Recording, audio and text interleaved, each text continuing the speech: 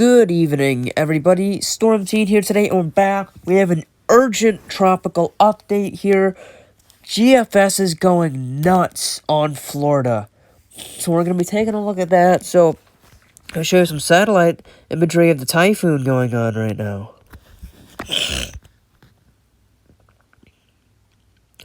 This is Typhoon Tokage. You're going to take a look at the current La Nina stage. 1 up by 2, okay.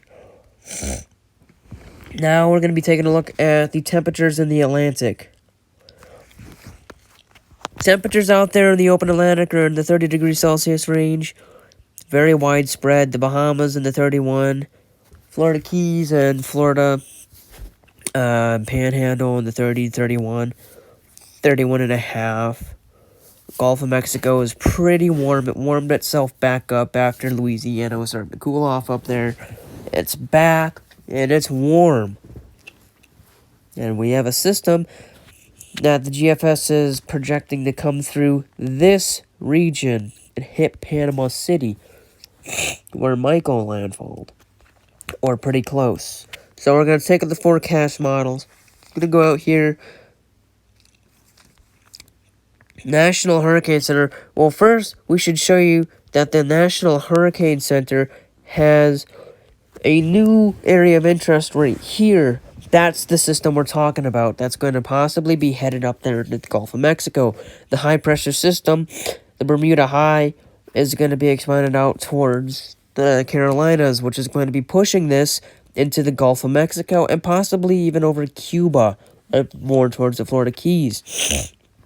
And it's going to be shifting its way out this way, making landfall. It could make landfall anywhere on the Gulf Coast, but models have been ranging from the Louisiana, Mississippi, all the way to here in the Florida Panhandle.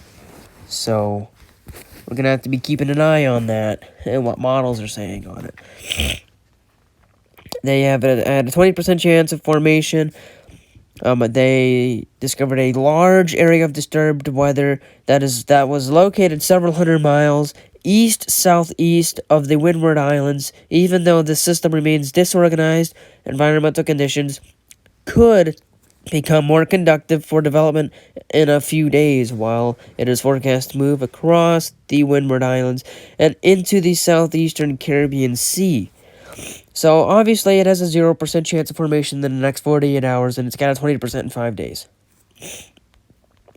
Another system over here, it's coming off of Africa.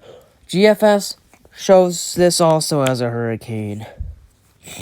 Not as intense, not even close to as intense as what they're showing in the eastern Gulf of Mexico.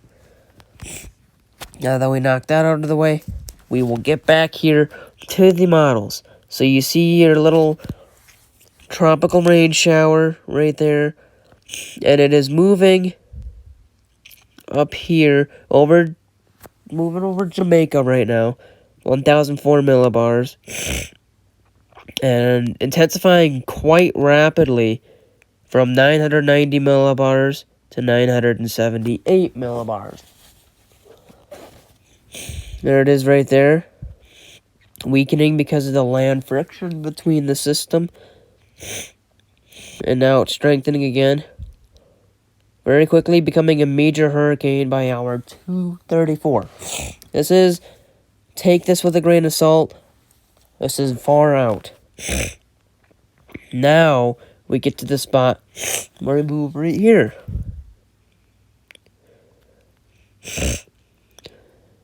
It goes down to 951, 943, 937, 936, 933.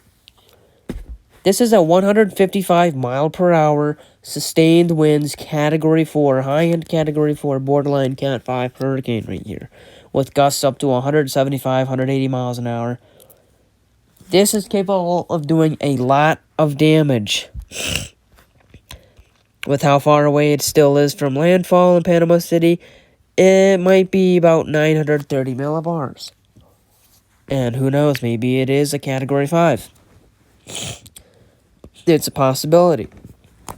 But remember, It's 270 hours out before it even comes anywhere near Florida. So take this with a grain of salt. Now, people down there in the Leeward Islands, you are going to want to watch out because that's going to be coming over you in like 60 hours. That's a little different. Jamaica, within 5 days, it's going to be over there by you. So definitely going to want to be taking a look at this and staying on the lookout for it.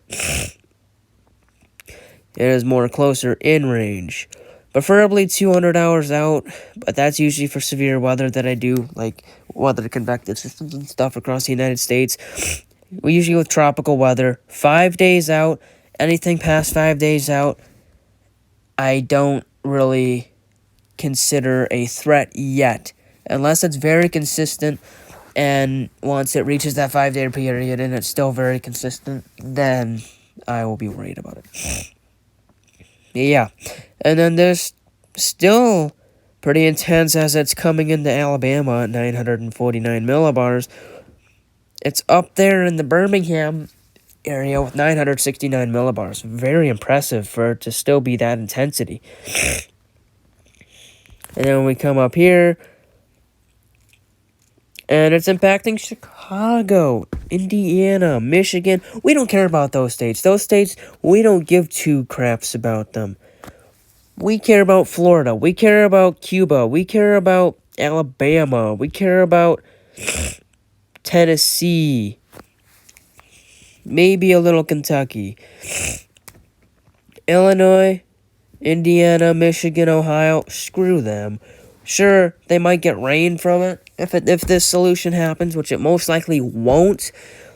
But the next GFS run, you're still most likely going to see this going into the Gulf of Mexico. Whether it be this intensity or it be stronger, we don't know. But we will have to see when the next run comes out. The next run will be running in about an hour, I think. Oh, excuse me. 45 minutes. It'll be running in about 45 minutes. So, yeah. Whoops.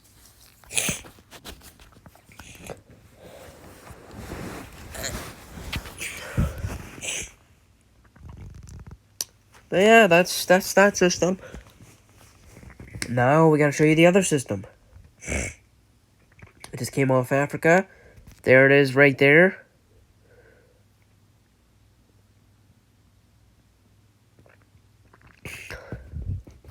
Lowest barometric pressure it'll get down to is about 986, which is a hurricane. Oh, 996. No, 993. Oh, that's my bad. But at least a tropical storm right there.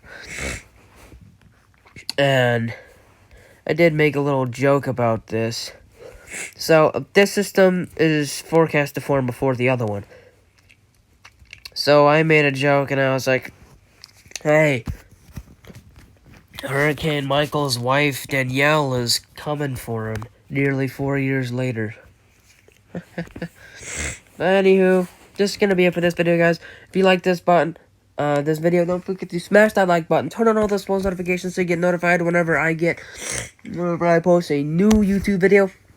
Don't forget, make that red subscribe button as gray as possible, trying to reach 200 subscribers before the end of this year. Come on, I know we can do it, guys. Peace!